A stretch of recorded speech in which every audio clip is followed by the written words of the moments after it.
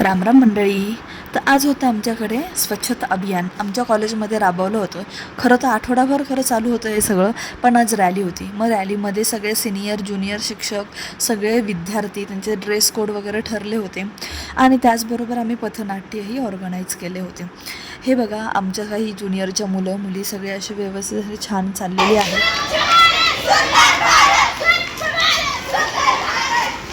छान असे घोषवाक्य देत वगैरे सगळे आम्ही चाललो होतो, हसत खेळत चालले होते.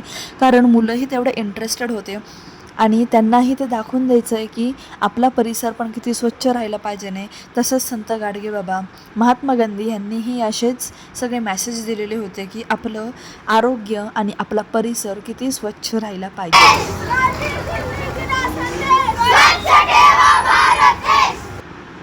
बघा, असे घोषवाक्य देत सगळे चालले होते. घोषवाक्य देण्याचा हेतू हाच होता की जे सगळे काही स्टुडंट आहेत किंवा मग परिसरातील सगळे राहणारी लोक आहेत त्यांच्यामध्ये सगळं अवेअरनेस झाला पाहिजे म्हणून. आणि त्याचबरोबर बघा, हे पथनाट्य होते. पथनाट्य खरंच खूप सुंदर होतं. मुलांनी चौकात जागोजागी उन्हाचं वगैरे सगळं सैल होतं.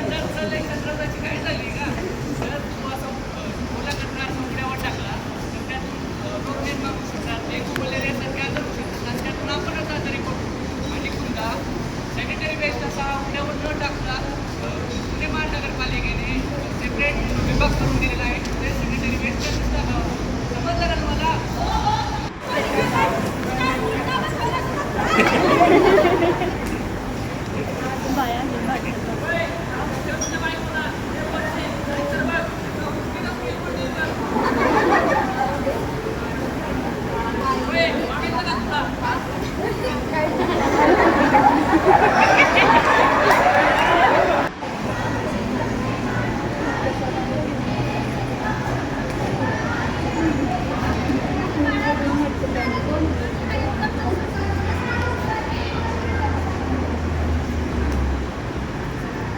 मुलांच्या आग्रहाखातर आम्ही परत एकदा पथनाट्य शाळेमध्ये दाखवले, कॉलेजमध्ये दाखवले.